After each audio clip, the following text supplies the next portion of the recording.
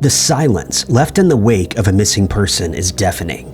The uncertainty of what happened to them is crippling, and any effort to find them is a race against time. Number 10. Originally from Queens, New York, Michelle Rose Bernstein Schultz was born in September of 1985. At the age of 7, she moved with her family to Gilbert, Arizona, where she was raised. In 2021, well into her adulthood, Michelle headed for Phoenix with her boyfriend, who she'd been with for a year and a half. The pair were living at the Tides at Paradise Valley, a complex found on North 40th Street and East Greenway Road. At the time, the 36-year-old had 2 children, each of whom lived with their fathers. Michelle had been divorced twice, with both marriages producing a son. The mother of 2 was also an avid hiker and was known to take the hobby quite seriously. She would take her dog, Ava, with her everywhere, including on these adventurous hikes. As far as she was concerned, Michelle's life was pretty normal, and things were going well until June of 2022. She'd been involved in a rear-end vehicle collision and was waiting to hear from her personal injury lawyer. On the 28th of June, she would hear from the Phillips law firm stating that her check would be ready for collection on the 1st of July. A $2,500 settlement was awaiting her. The following day, Michelle would spend her day at home and text back and forth with a friend. At 4:03 that afternoon, she sent her last message to that friend. After that, Michelle hasn't been seen or heard from again. Just one day later, her boyfriend headed to the Phoenix Police Department and reported that his girlfriend was missing. He claimed that he couldn't find her anywhere. The boyfriend explained that on the 29th, the day Michelle remained at home, she wasn't feeling well. He returned from work assuming that she was upstairs in bed, and he went to lie on the living room couch. He didn't want to disturb her, but the next morning, after having not seen her since the day before, he headed to the bedroom. To his surprise, Michelle wasn't there. He searched the rest of the house but found no signs of his girlfriend, but all of her belongings were there, including her phone, keys, credit card, cash, and driver's license. Michelle also left Ava behind, her trusty dog that accompanied her everywhere. Her car was also still in the parking lot of the apartment complex.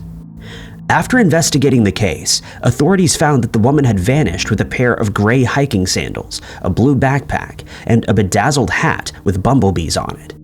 They believed that she walked out of the second-floor apartment sometime after her last text was sent. Despite search efforts, police found no evidence leading to the whereabouts of Michelle Bernstein Schultz. No means or motive for foul play came about either. Information on the whereabouts of this person can be directed to the Phoenix Police Department at 602-262-6151. Number 9. Eric McFadden was born on the 1st of March in 1991 and graduated from Joppatown High School in Harford County, Maryland. From 2009 to 2011, he attended Lincoln University of Pennsylvania and later lived in Charlottesville with his girlfriend, Esther Ivini. In November of 2012, the 21-year-old Eric vanished from Charlottesville, sparking a lengthy mystery. Eric's case, though, appears to be linked to a different disappearance. It was that of Dashad Sage Smith. Sage went missing just 3 days before Eric, and it appeared that the two knew each other. In fact, they'd planned on meeting up, according to phone records. Sage had last been seen around the 500 block of West Main Street at 6:30 p.m. on the 20th of November. The case is being treated like a homicide. Eric and Sage had been exchanging texts and calls just weeks before both disappearances took place. They'd even met in person and were well acquainted. As investigations into both cases were underway, Esther would claim that her boyfriend told her that Sage was blackmailing him. This allegation, though, could never be confirmed. At the time of his disappearance, Eric was working at a Sherwin-Williams paint store, but hadn't been to work for several days, with no warning and no explanation. After having been last seen on the 23rd of November, Esther reported her boyfriend missing to the Charlottesville Police Department, who found the connection to the missing woman, Sage. Eric was staying at Esther's apartment, who'd been out of town for Thanksgiving. A search of this apartment uncovered an alleged receipt from CVs that dated back to the evening of the 22nd of November. On the day that Esther reported Eric missing, she received a call and emails from him, claiming that he was in Washington, D.C. and asking for money. It was then that Esther informed him that the police wanted to speak with him regarding Sage's disappearance. Unexpectedly, Eric made contact with the police and explained that he and Sage had planned on meeting, but that meeting never took place. He didn't know where Sage was and hung up on the investigators when they tried to ask him to return to Charlottesville. The phone calls confirmed that the man was alive and well. Esther later contacted police, stating that Eric was taking a bus back to Charlottesville, but the following day he decided against this. Still, police wanted to interview him face to face, believing that he may have some information that could aid them in the disappearance of Sage. But after changing his mind about returning to the area, any word from Eric ceased, and he hasn't been seen or heard from again. 6 years went by with still no sign of the man, and Sage's case has still not been solved. The McFadden family reported him missing again on the 26th of June 2019. This came after Eric's mother discovered that no missing person file had been opened on her son. It's believed that Eric may still be alive and could have traveled to several different cities, including Joppa, Lake City, South Carolina, Rochester, New York, and even Atlanta. Detectives continue to believe that he may have some vital information about Sage after he claimed that she had a lot of enemies. Information on his disappearance can be directed to the Charlottesville Police Department at 434-970-3280. Number 8. Have you seen Richard Albright? He was raised in South Africa by Southern Baptist missionary parents and attended college in Kentucky, receiving a journalism and a nursing degree. He would later go on to meet his wife, Kathy, who was working as a business editor at the Amarillo Globe newspaper in Texas. After marrying her, the couple moved from Texas to New York, where Richard obtained a nursing job at the hospital for special surgery. He worked here for 16 years. The couple remained together and lived in a house close to Junction Boulevard and 34th Avenue in Jackson Heights. In 2021, Richard was on medication to thin his blood after 3 open-heart surgeries and antibiotics following 2 knee replacements. It was also this year that a lasting mystery would surface. It was the disappearance of 69-year-old Richard Albright. On the 14th of October, he was last spotted leaving his residence in Jackson Heights. Surveillance footage captured him leaving the building to embark on a walk. This was at 11:18 that morning. The camera also captured Richard making a left turn, heading toward Northern Boulevard. He wore slippers out on this venture since his regular shoes had been hurting him, and he could be seen walking with a slight limp. Oddly, Richard never made it home, and he hasn't been seen or heard from since. He also left behind his crucial daily medication with the intention of returning. On the day that Richard enigmatically disappeared, he received a text from his wife, but all phone calls would go straight to voicemail. Kathy later decided to hire a private investigator when there was still no sign of her beloved husband. The investigator discovered that the missing man had taken a bus that day and later purchased a 30-day Metro card. But since then, all activity on his debit and credit cards have ceased. Richard's computer was also searched, and the investigator discovered that he was interested in a museum located in Flushing. Kathy would also phone 61 hospitals in New York City in search of her husband, but none of them had received any John Does. After this, though, the case goes cold, and no further clues as to the potential whereabouts ever surfaced. To this day, the disappearance of Richard Albright remains unsolved, and the circumstances surrounding it are unclear. Any information can be directed to the New York City Missing Persons Squad at 212-694-7781. Number 7. Joey Lynn Offord was born on the 11th of October 1973 in Virginia. She had 3 older sisters, and her parents separated when she was young. Joey attended Shepherd University in West Virginia, earning a major in journalism, but the following year she dropped out of university after suffering from poor grades. In adulthood, she would also struggle to hold down jobs and seemed to have issues maintaining long-term relationships. Despite these minor setbacks, Joey got married in 1994 and moved to Texas. By this time, she had 3 children, 2 daughters and a son. Unfortunately, the marriage ended, and Joey found herself in an on-and-off partnership with a man named Alex Brolin Jr., who was the father of the 2 youngest children. In early 2007, Joey relocated again, this time to Sykesville, Pennsylvania, where she lived with her 3 children in a home purchased by her mother. At some point that year, the oldest of the daughters went to live with her grandmother in Warrenton, Virginia, while the youngest was sent to the father in Clearfield, Pennsylvania. Joey was in the process of recovering from a particularly difficult pregnancy when a strange event struck. The events began on the 3rd of July in 2007, when the father of the children came to visit her and help her with grocery shopping. He also did some additional work around the house. That day, the two allegedly argued, prompting him to leave, but during the next 2 days, his phone calls to Joey would go unanswered. When he arrived at the home again, no one came to the door. On the 6th of July, a home health care nurse arrived at the house to make her routine appointment with Joey. Again, the door went unanswered. A second appointment was scheduled for the 11th of July, but Joey missed that too. Tragedy struck the following day when the residents in the 90 block of Fugate Drive erupted into flames at 4 in the morning. After extinguishing the flames, firefighters only discovered one individual, and this person wasn't Joey. The 33-year-old mother was gone. Investigators were called to the scene and found that the woman was missing along with her car, a 1994 red Saturn with the license plate number JXN8871. Days later, on the 16th of July, the vehicle was finally located. It was found in a parking lot in State College, Pennsylvania. This was near Joey's former home, which she shared with Alexis. Adding further complexities to the case was that there was no indication that the woman had recently driven the vehicle, and no one at the complex reported seeing her. The car also had been neatly backed into the parking lot, but the family stated that Joey wasn't the best driver and believed that it wasn't her that parked it. Mixed among the house rubble was a purse belonging to the missing woman, which held her identification.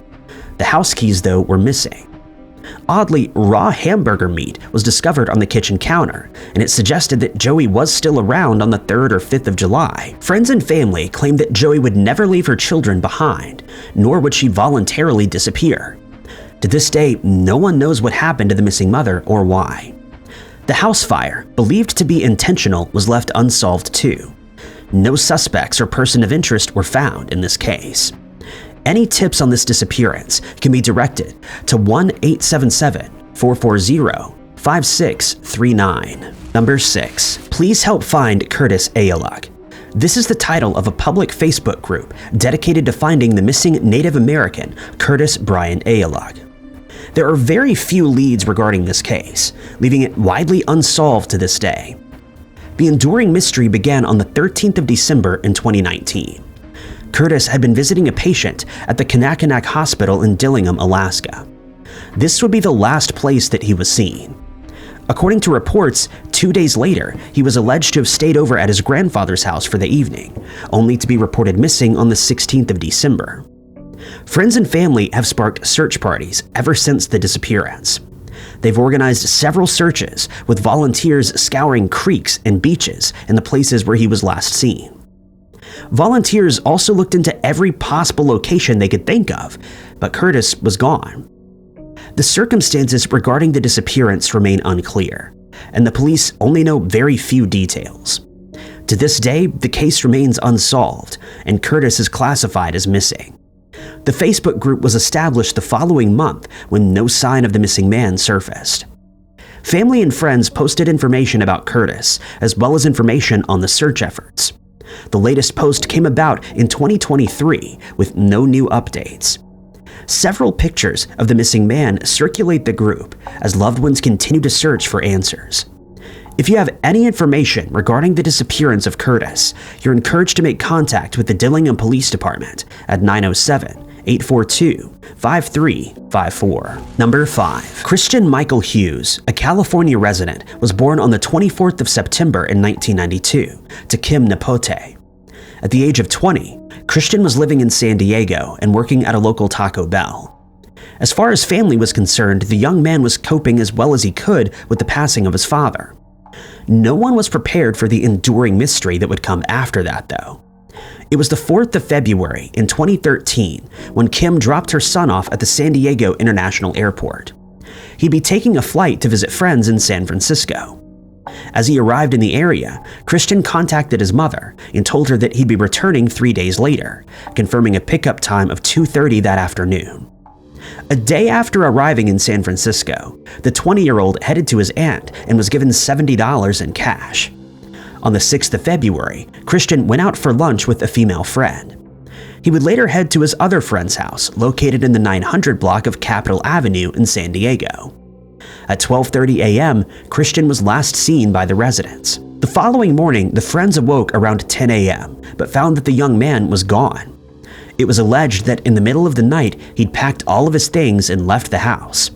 Unfortunately, he never returned home, and Christian hasn't been heard from since. He never notified any of his friends before leaving their home. They were the ones who were planning on driving him to the airport the following day. With still no sign of the man, a missing person report was filed with the San Francisco Police Department, prompting an immediate investigation. It was discovered that on the 7th of February, the day he was supposed to go home, Christian had sent his last text message at 1:38 that morning. He didn't make it to the Virgin American Airline flight. Police could find no clues that would lead them to his whereabouts either. It wasn't until the 17th of April the following year that they would receive their first lead on the missing man, who'd now been gone for over a year. It was an alleged unconfirmed sighting from Haight Street in San Francisco. The witness claimed to have seen a man with long curly hair and visible arm tattoos. He was said to be walking with a blonde-haired woman. It's uncertain if this lead was followed up on, and no new reports or sightings ever came about. To this day, Christian Hughes remains missing. Unfortunately, he makes up one of the missing California Five, along with Sean Seedy, Sean Dickerson, Jackson Miller, and Cameron Rimmer. Each of the men were young and were last seen in San Francisco between 2010 and 2013. No one knows what happened to any of them. Any information can be directed to the San Francisco Police Department at 415-553-1071. Number 4. Leia Rashelle Peebles came into existence on the 16th of January in 1983 in Fort Worth, Texas, to parents Sharon and John Peebles. She grew up with two brothers in a middle-class home and would attend the Carter Riverside High School, becoming an honor student. At the school, Leia would find herself a member of the drama club, an active cheerleader, and a staff member working on the yearbook. Unfortunately, during her sophomore year, Leia's life began to take a twisted turn. She found herself dropping out of many of her extracurriculars and would later be sent to a treatment program for women. But after this, things started to look up again, and she left school with a cosmetology license and began working at a beauty salon. Unfortunately, a relapse would again send her spiraling. She was fired from the beauty salon and decided to move to Albuquerque in May of 2006. Leia would be getting her life back on track again and started working at the Flying Star Cafe, located at 8001 Manal Boulevard Northeast, a restaurant popular with courthouse employees and police. Things were looking up once more, but this would not be long-lasting. Just days later, on the 22nd of May, Leia left her friend's house around 8 that evening. She was heading out on a dinner date that she'd met at the popular eatery where she worked. Later that night, when her date had finished up, Leia dropped her car off at a transmission shop. Earlier, a slight traffic accident left the vehicle damaged. This was the last time that anyone would see Leia, though. She never returned to her friend's home, and she was never heard from again. The silver 2000 Volkswagen Beetle sedan was still at the shop, and several weeks later it was reported abandoned. No clues as to her whereabouts surfaced, and despite search efforts, Leia remained missing. Unexpectedly, a strange tip would come in, referring to a woman called Mia. She was working as a lady of the night for a man named AJ. When police investigated this potential lead, they found no evidence linking AJ to Leia's disappearance, and in fact, he hadn't even heard of her. The authorities also found no evidence of foul play in the disappearance, allowing the case to grow cold. Over the next few years, Leia's father would regularly travel to Texas, New Mexico, Nevada, Colorado, and Arizona, hoping to find his daughter in one of these places. In 2013, he was in a fatal motorcycle collision and passed away, never knowing what may have happened to her. The circumstances surrounding the disappearance of Leia remain unclear, and her case is still unsolved to this day. Information about this missing person can be directed to the Albuquerque Police Department at 505-242-2677. Number 3. What happened to Adrien Lucas? This is the question that still haunts the communities of Austria. Adrien immigrated with his parents, Richard and Ava, to Gorlitz, Saxony from Poland back in the 90s. He grew up with 2 sisters and was described as quite the family man. As he entered his 30s, the trained masseur struggled to find work. In 2017, though, he would get his big break when his father told him of a job opening as a construction worker. The job, though, was in St. Anton, 700 kilometers away from where he was living. Adrien found himself at odds, not knowing whether or not he should accept the construction job. But due to his poor financial state at the time, he decided it would be best. The job would pay 20 euros an hour, and the hotel Adrien would be staying in was fully paid for. The time for the new job rolled around, and on the 20th of September, the 34-year-old arrived in St. Anton. He checked into the hotel, which stood 350 meters away from the construction area that he would be working on. Richard and Ava explained that they maintained constant contact with him.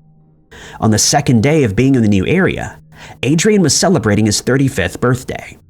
The following evening, while at a local bar, Richard would call his son, and he went outside to hear him better and escape the loud music. Adrien told his father he'd met a Hungarian woman who was working as a receptionist at the hotel where he was staying. She was with him at the bar that evening. When asked about the work and if everything was going well there, Adrien revealed that he didn't feel safe. He also disclosed that 3 men were working with him, but they spoke ill of him. They also allegedly wanted to take him to a different construction zone the following Monday. Richard asked his son if he'd spoken to the boss about it, but he hadn't.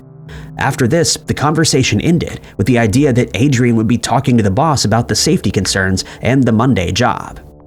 The day came around and he still hadn't brought up the conversation of the concerns he was having. At around 1 p.m., a few of the workers began asking him if he felt okay, claiming that he looked ill. Adrien was ill and was beginning to complain of a stomachache. He was advised to go back to the hotel room for rest, but instead he went to one of the on-site bathrooms and attempted to call one of his sisters and Richard, but neither of them answered. When the sister finally looked at her phone, she found that a voicemail had been left. It was Adrien, and he was voicing concerns over the workers who he believed wanted to end his life. He asked his sister to tell their father since he was unable to reach him. Adrien remained in the porta potty for 45 more minutes and sent a cryptic text to his father, saying that he was uncertain if he would survive the day. Adrien was later seen leaving the construction zone, and that was the last that anyone would hear from him. That evening, the boss headed to the hotel and knocked on the door but found no response. He thought that the worker was likely asleep, given the stomachache that he'd complained of earlier that day. The next morning, Richard saw the messages that his frightened son had left and contacted the boss, who was also a friend of his. The boss tells him of the stomachache and that he also found Adrien's jacket with the hotel key inside left at the construction site. He attempted the hotel room again, but there was still no response. The receptionist came to open the door, but Adrien was nowhere to be seen. The bed was untouched, which meant that the man hadn't been there for at least 2 days. Neither of his 2 phones was in the room either, but all of his other personal belongings were left behind. Richard and Ava made their way to St. Anton in an effort to search for their son, but no one in the small town could give them any information on the missing man. When Richard spoke with one of the workers, he told him that no Hungarian receptionist was working at the hotel, only an Austrian woman. Police soon got word of the disappearance, and search efforts began. They found that both phones had last pinged at 2 p.m. that day. A search dog also led authorities to a bus stop in town, but couldn't take them any further. The bus stop would take passengers to a nearby train station, which would then take them to Zurich. No one knows, though, if Adrien took this route. A few days later, a large-scale search effort in the surrounding area started. Hotel staff were questioned, and all the rooms were searched, but still there was no information about the missing man. Adrien Lucas was last seen on the 25th of September 2017. No one knows where he is or if he's still alive. Many questions remain unanswered. Who was the Hungarian receptionist and the 3 men that Adrien was afraid of? Why was he erratic, and does his boss know more than he's letting on? Information on this individual can be directed to 049-611-551-3101. Number 2. It was the 28th of June, 1980, when a harrowing experience unfolded in the 200 block of Tanglewood Court in Nashville, Tennessee. On this block were the Tanglewood Apartments, now known as Whispering Oaks, the residence of 21-year-old Jennifer Lynn Wyatt. She just returned home from a softball team pool party alone. This was the last place that she was known to be before disappearing, leaving many unanswered questions in her wake. Not much is known about Jennifer, her past life, or the areas that she was known to frequent. Loved ones, though, claimed that her life was going well at the time. She'd recently bought a car and was working at the Colonial Bakery, all while attending night school. The only confirmed fact about Jennifer was that she was gone and had been for the last 40 years. The family would only be alerted to her disappearance 2 days later when they discovered that she failed to show up for church and work that Monday. Something was wrong. Jennifer's parents made contact with the police and reported their daughter missing. Police headed to the apartment block where they discovered her vehicle was left in the apartment complex parking lot. The apartment was also undisturbed, but there was no sign of the woman anywhere. Upon questioning neighbors, police would learn of something quite traumatizing. Earlier that day, they heard screaming, and when they peered out of their windows, they'd seen 3 to 4 men forcing a woman into a dark 4-door sedan, which sped off. The neighbors had informed the security guard of the complex, but he failed to report the incident to the police. Authorities believed that the woman seen by the witnesses was in fact Jennifer.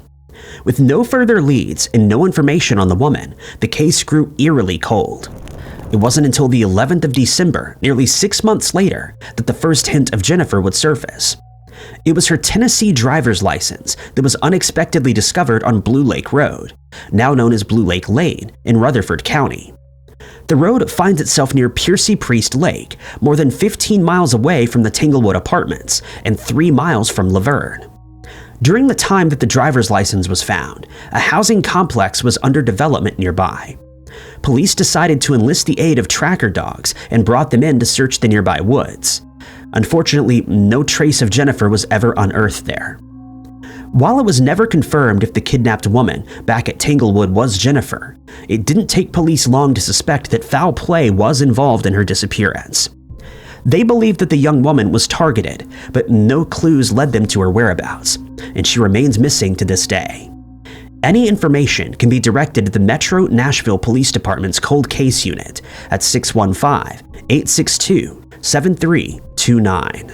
Number 1. It was Monday, the 13th of December in 2004, when Stefan Mitchell Adams completed his final exam at Northeastern State University, located in Oklahoma, with hopes of earning his engineering degree and job management. While heading off campus at 11 a.m. in his white truck, Stefan received a call from his girlfriend, who asked him how the exam had gone. It seemed to have gone well. Then he would inform his girlfriend that he was giving an unidentified man a ride to Keys, Oklahoma, and that he would phone her back sometime later. That day, the 26-year-old was planning on visiting his mother in Weber Falls, Oklahoma, but he would never make it there. Stefan was reported missing. During the initial investigation, authorities found that the young man had been in good spirits and was believed to be in South Tahlequah at the time that he spoke to his partner. Half an hour after their call, someone attempted to contact him, but the phone rang only once before going straight to voicemail. Eerily, right after this, all successive calls made to Stefan immediately went to voicemail. Between 11:30 and 12 that day, he was reportedly seen at a convenience store in Cookson, Oklahoma. Witnesses claimed that he appeared to be upset. After purchasing a soda, he headed outside and stood there for 5 minutes. He then left the area in the same white pickup. Witnesses claimed that he was alone at the time. After this, Stefan has never been seen or heard from again.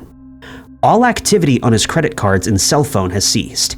He left behind most of his personal belongings, including some cash and a dresser. Authorities investigating the enigmatic vanishing would also come to learn of a contentious custody battle. The battle was playing out between the missing man and his ex-wife over their daughter. It was still ongoing at the time that Stefan had disappeared. It was found that he wanted custody of the daughter, but if he couldn't have that, he would at least be able to see her. But the ex-partner was reluctant to allow this and refused to comply with visitation orders.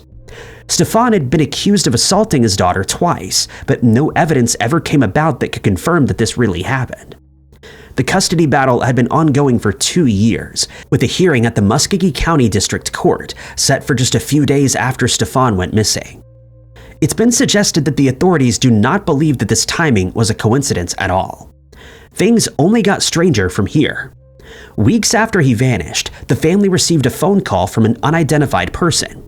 They were threatening the family, stating that if the search for Stefan didn't end, the family would be directly harmed. The caller was never identified, and the man remains missing. Stefan was living on the 400 block of East Downing Street when he went missing. His pickup truck, A 1995 to 1998 GMC SCI 1-ton has never been located. The vehicle has an Oklahoma license plate of SEQ 714. Authorities consider the vanishing highly suspicious, with the possibility of foul play. Investigators also found a probable witness in the disappearance who remains unidentified and unquestioned. The witness was described as 5 foot 11 inches tall, with brown collar-length hair and salt and pepper facial hair. Authorities believe that he may have been between the ages of 40 and 50. He wore a tan Carhartt jacket, faded jeans, and a dark green hat. He's known to be driving a charcoal-colored 2000 Ford Ranger pickup, mounted with a chrome toolbox. Police believe that the possible witness arrived at the Dollar General store, located near Stefan's apartment around 8 a.m. For a few hours, he was seen hanging around the parking lot and claimed to be waiting for someone. No one ever met him, though. He also mentioned to a passerby that he worked at a construction site located in Keys, which is where Stefan was heading with the stranger. He left the parking lot just before 11, around the time that the events began to unfold. To this day, he remains unidentified. Stefan Adams has been described as being 5 foot 7 inches tall and weighing around 200 pounds. He was last spotted wearing a black shirt and jeans and was carrying a dark-colored backpack. He was known to have severe asthma and needs an inhaler to control the condition, which shockingly was left at the residence. Any information can be directed to the Tahlequah Police Department at 918-456-8801. Thank you guys so much for watching. If you liked this video, be sure to hit that like button. Also, don't forget to subscribe and click that notification bell to keep up to date with all of our future uploads. But my name is Ty Knotts, and I'll catch you guys in the next video.